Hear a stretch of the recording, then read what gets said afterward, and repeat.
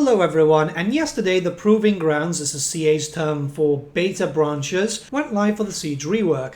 This means that you can play around with a few changes, not really that much from my findings, and you're able to provide feedback on that to help shape the future of the patch itself. It's unlikely that this is going to be everything, or at least I very much hope not, because it's still a bit too small in my opinion. We do have to take into account that other stuff is being worked on, but a number of changes have come into effect, so I want to talk about that today. Keep in mind, in some clips, the mouse cursor is going to be a bit off, and that's purely because I was streaming and I have to change a lot of settings on Streamlabs because of that. I had 6 hours on stream with the Siege rework, and then about 4 or 5 hours more or less after that, so I could play around and keep collecting my thoughts. So yeah, let's talk about this. But before that, a big thank you to our sponsor, Instant Gaming. Instant Gaming is a platform where you could buy games at discounted rates. Warhammer tabletop is getting pretty expensive now, and like me, I want to pick up a game every now and then. So why not pick up a title, even a new title, with a pretty good discount, and enjoy that while still being able to add to your pile of shame. There's a bunch of games on offer right now, so take advantage and get yourself a very sweet deal. I myself have been looking at Expedition 33 because, well, I've heard a lot of people talking about it, and I'm finally getting a little bit of free time. Not only that, but we do have a monthly giveaway going on. Win the game of your choice. All you have to do is click on the link in the description below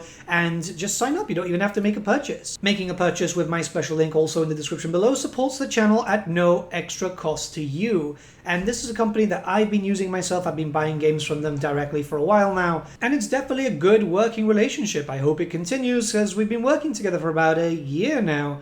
So, with all that being said, thank you once again to Instant Gaming for the sponsor. Let's return to our regularly scheduled programming. Right, before anything, keep in mind that this is a beta, so things are subject to change. So while there are some things that I'm not too keen on, the fact is I want to do this video as a way to provide some feedback, because the game is indeed getting better and better with patches, but there's a few steps within this beta that I really hope doesn't make it to live. Alright, let's start off with the Siege Attacker changes. A bunch of Legendary Lords have lost their Siege Attacker trait. This is to slow down gameplay a little bit, which I can understand, but the problem is that the Legendary Lord should have the Siege Attacker trait. It's what makes them legendary too. Now this wouldn't normally be a big deal, so characters like, Thorgrim, Ongrim, just the ones that are on foot will lose Siege Attacker. And in some cases, they'll have armies which will give them the Siege Attacker trait from the very beginning. Ogres will still retain that, and pretty much anything that's considered monstrous, also Astrogoth because he's on the baby stroller.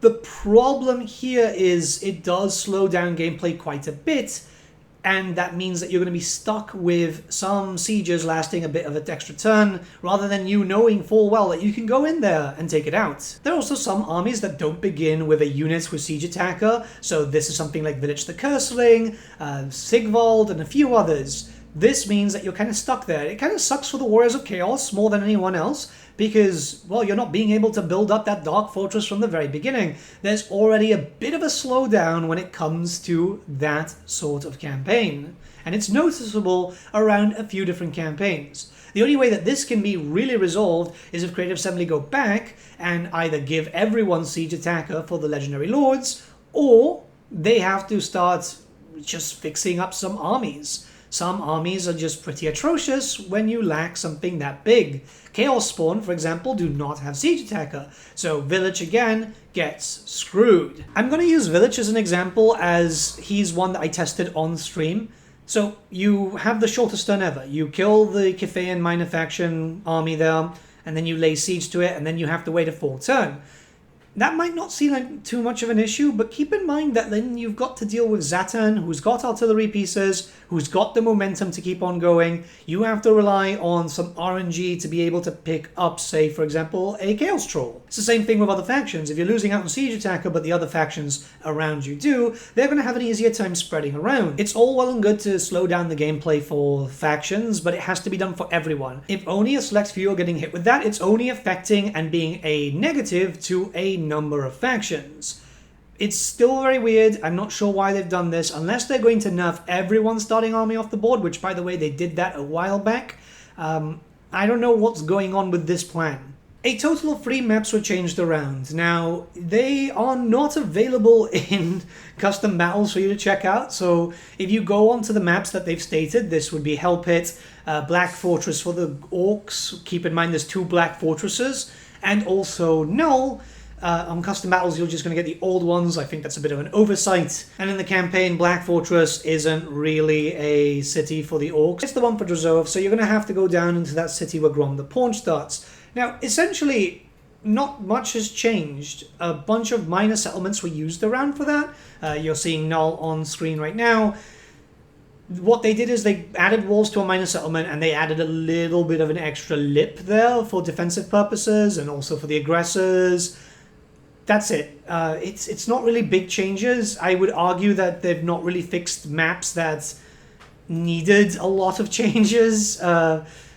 It's a bit of a weird choice. Now, obviously, they probably went with like the lesser work there just to make sure that they can get this done and see how people find it. But I would argue that really not much has changed for this map specifically. It's still the same entry and exit points. The only thing is it's just better for the attackers, and I feel like they've mostly done better for the attackers than they have for the defenders when it comes to redoing these maps, because we're going to talk about a few others. There is also the Hell Pit map. This is pretty much your Skaven Siege map. It's one of the 2, I think, and what they've done here is just make it smaller. They've pushed back the walls a little bit, and yeah, that's, I think, all they've done. If anything, it's made it harder for defenders to kind of move around easily, which you kind of expect would favor the defenders here. This is a Skaven map, after all.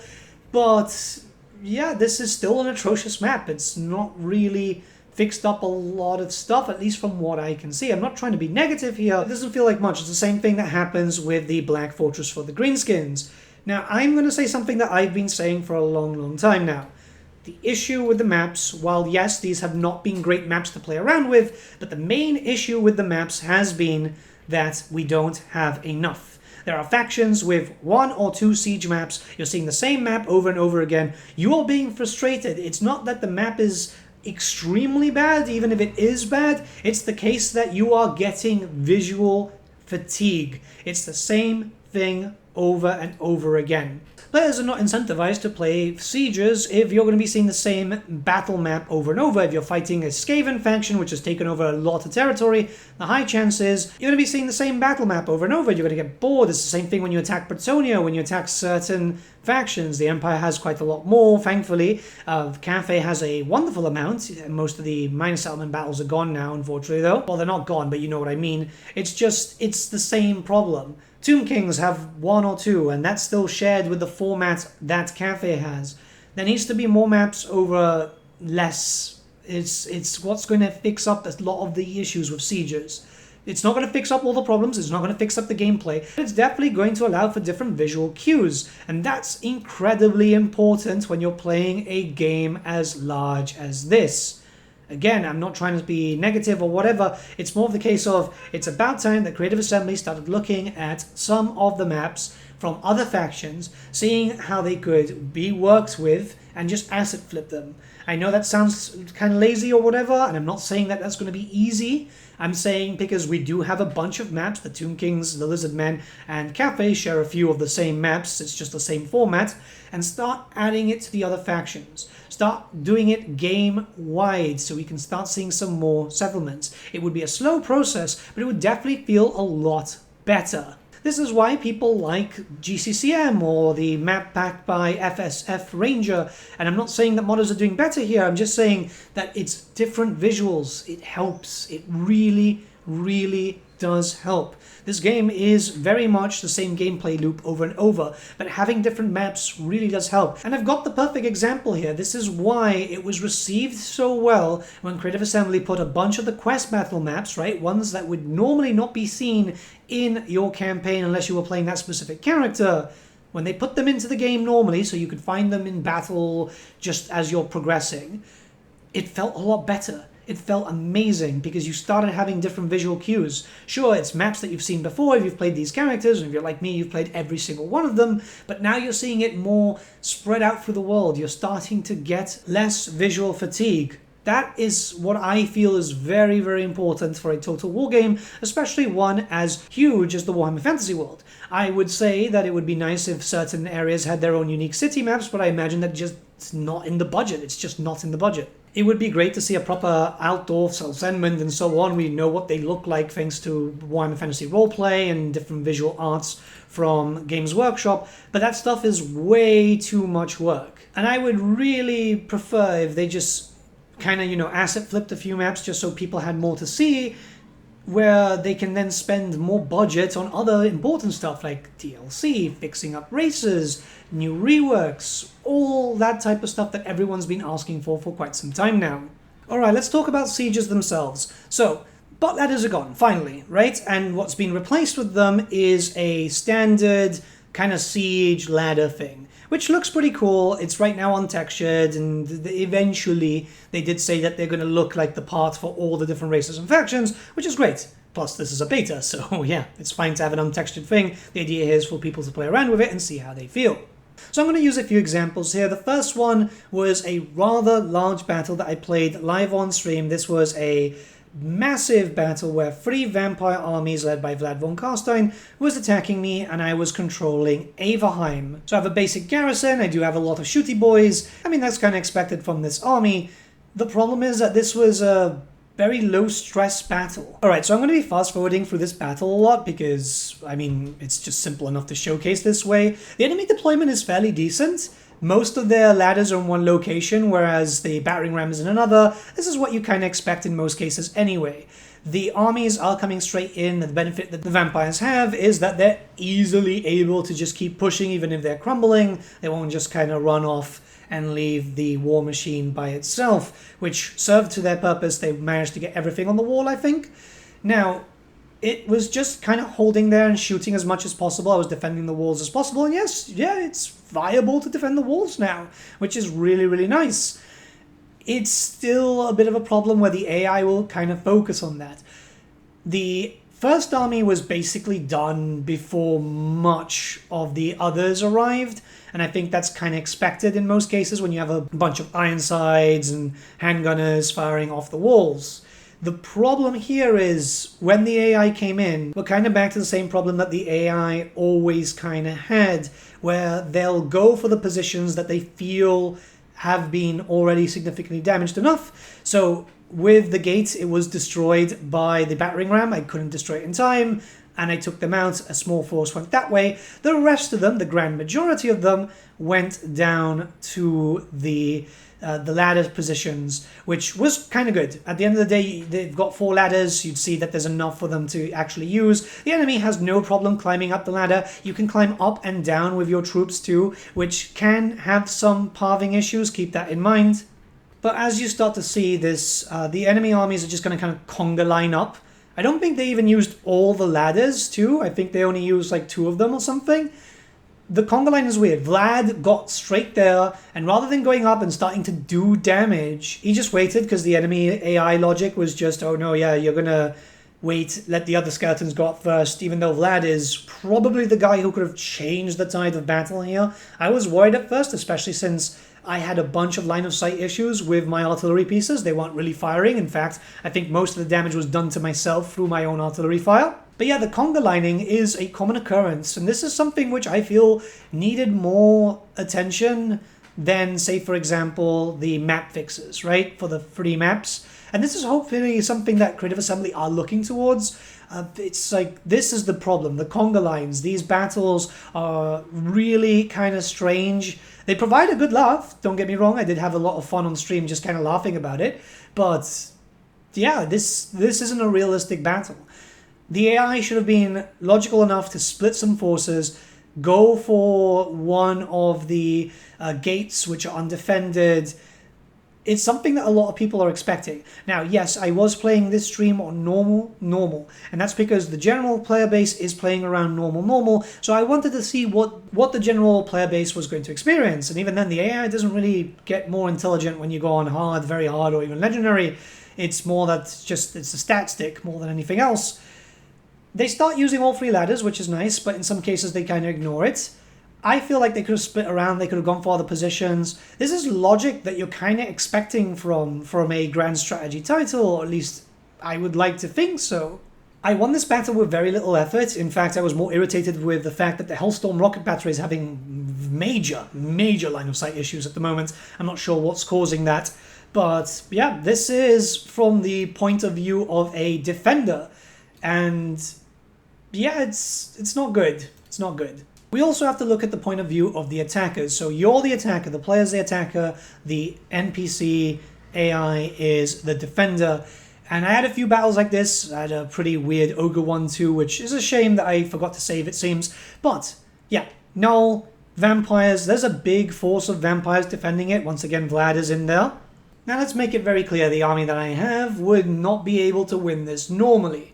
It's something that I know very, very well, because I don't have a lot of melee, I don't have a lot of high-tier troops. If these forces met me out on the field, I would be screwed. Interestingly enough, this was the same map that you saw before, and I think this was Tempelhof or Drakenhof. I was trying to get rid of Vlad, but yeah, it's the same one as Averheim. You can see what I mean about the map fatigue. If you go around the Empire, you're going to be seeing this map fairly often, whether you're playing as the Vampire Counts or as the Empire or pretty much anyone else. But yeah, what I did here is I just kind of camped, because I have a lot of long range and I can just wait and just fire. This is a map that also has major issues, by the way, compared to the other ones that were fixed, because there is a small dead zone there, 2 dead zones actually, one in the northern part of the map, which has no towers, which does mean that defending it is kind of horrible. Now, vampire counts always have a bad time defending, same as the ogres and sometimes some factions like Khorne.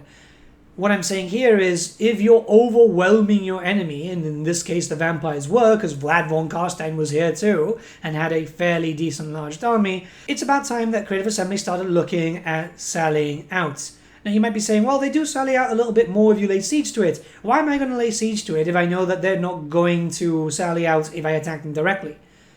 Factions who are more aggressive, Khorne, ogres, vampire counts, Tomb Kings can stay back because they do have a decent amount of defenses. Maybe the Greenskins should go forward. They should have a little bit of AI logic to go out there and attack. Now, this is something that wasn't targeted for this rework, but I want to talk about it because it is a clear issue. The ladders are lovely, and we'll talk about the ladders a little bit later. And the map changes, yeah, it's fine, even though they didn't really go for the ones that actually did need help. But this needs to be tackled. There is no logic where the vampire counts in any point of lore would haul up in the castle, especially as they see that the enemy army is very small, doesn't have a lot of mobility. They should be able to charge out through multiple points. Hell, even maybe go out through the side, get a flank in. They've got horsemen, they've got a lot of Black Knights actually, I think. So this would have been quite useful. The flyers, sometimes they will go out and pick out unsuspecting or lone artillery units. In this case they didn't, I guess, because they would fly quite straight and get into the line of sight of the handgunners. There's stuff that the AI could have done here to be better off. This is a long clip, so I'm not going to show all of it, but the main thing is I played this on quad speed, just kind of chilling and talking to my viewers whilst this was going on. It's a little disappointing. This is something which has been a key issue, and this is something that I'd like to see fixed up. Now, I'm not being negative for the sake of being negative here, and I want to make myself very clear there. I think recent patches have been absolutely wonderful. The Kislev rework was massive. I think that's the only word I can say, massive. And it was so damn good. It completely changed my opinion of Kislev within maybe an hour or two of playing it. We've had loads of really good patches fixing up a lot of key issues.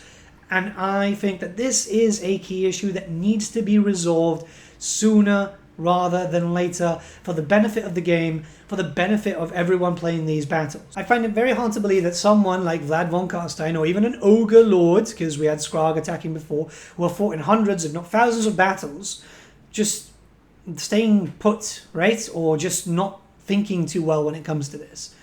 The AI logic needs to be improved. It's something that needs to be done, and it's not because of Warhammer. Keep in mind that this has been a problem with Total War games for quite some time now. I think the logic was a bit better with Three Kingdoms, actually, but yeah, it's something that gets lost fairly early. A battle like this is boring, but you're kind of forced between a rock and a hard place because this army cannot take out that massive force going straight in. I don't have good melee troops, the Empire can lax them, I need to rely on quite a lot of gunpowder, especially when playing as Elspeth von Draken. I could see myself reforming my army if they decided to come out and attack me. Defensive towers were both buffed and nerfed, and while I do agree that they desperately needed a buff in terms of damage, as they were kind of hitting like wet noodles, the range was nerfed quite dramatically so, where it's just off the deployment zone of the attacking army. Now, the problem here, which I think is kind of noticeable, is the fact that you can kind of shoot them from very, very far away. And you can destroy an army without getting too close. This is just a small showcase with the Chaos Dwarves and Dreadquake Mortars, but imagine dealing with an Empire army with a bunch of restocks, right? They can just keep bombarding, bombarding, and bombarding. The towers should be a bit longer. I agree that they were too long, because you still need some strategic point there. I think that's quite important. But there is plenty of room to kind of move behind.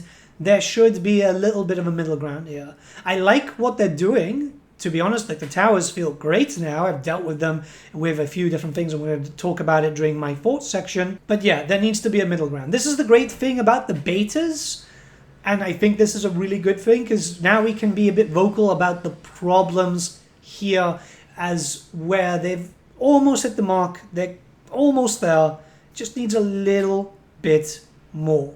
One thing I can praise is the introduction of siege ladders. We've had them in all the Total War games before, but this means that you can replace the butt ladders and you have an actual siege weapon. It does take some time to build, but they're relatively fast, faster than battering ram, so you can get them up and running within a turn. You get 2 every time that you buy 1, as far as I'm aware. That seems to be campaign only because custom battles I put 10 and I only ended up with 10.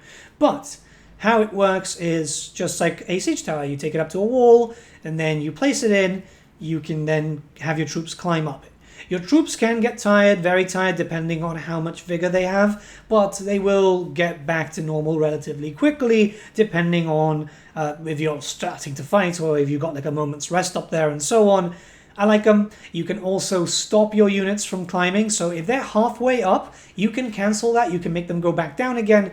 Unfortunately, I'm not sure if this is intended or not, when they're on the wall, you can't get them to go back down the ladder. In most cases, you won't want to, but having the option does actually help out quite a bit. As far as like I'm concerned, you know, it's always good to have options, right? It definitely does make the sieges feel a little bit better. It doesn't stop all the core issues that I spoke about prior, but the ladders are a good addition. I am very, very, very happy that they've been introduced. Because it's very obvious that the butt ladders were causing problems. The problems are still kind of there, because the AI will still look to them at the same entry point. This means, like, for example, if you've got an army attacking you with 4 ladders, they only manage to dock 1, and the other 3 are destroyed, they will conga line for that. That's a problem. But with the case of usability, functionality, it feels so much better. The fact that you can break them before they arrive to the walls, or in your case, if you're attacking, they can break yours, makes you have to think a little bit different strategically. For those who did like the butt ladders, yeah, you can still go back to that, that's no problem. It's a customization option for your start of campaign, which I really, really do appreciate. This is one thing that I want to see more of in the future. I would love to see a lot more customization options. One thing CA Sophia did very, very well with Pharaoh is having a lot of options. If we can start getting that not only on Warhammer 3 but future Total War titles, that would be great, because the more customization, the better the gameplay experience. People can then tailor their stuff exactly how they want it. Alright, so I want to just leave some thoughts here. The removal of pocket ladders, a fantastic change. I am very, very happy about that. I'm going by the list of what they said is going to be in the Siege rework. This is the blog that they posted 9 days ago as of the time of recording this video. Defensive adjustments, I feel like it's on the sweet spot. It's definitely getting a little bit better. They just really, really need to maybe increase the range of the towers a little bit more. But like the walls, the gates and so on, I feel okay. Everything just is more or less where it is expected. Battle AI improvements, I'm not seeing too much of a change. I'm going to be very, very honest with you. I've talked about it for about 10 minutes now. But yeah, I don't see improvements. I want to see AI sallying out a little bit more. I want to see just a bit smarter AI, I think, is very important. When you saw Vlad attack me, the conga lining issue is still there. Clearly this is a beta and stuff will likely get better by the time that the patch gets released. But yeah, something that I'd like to see change there.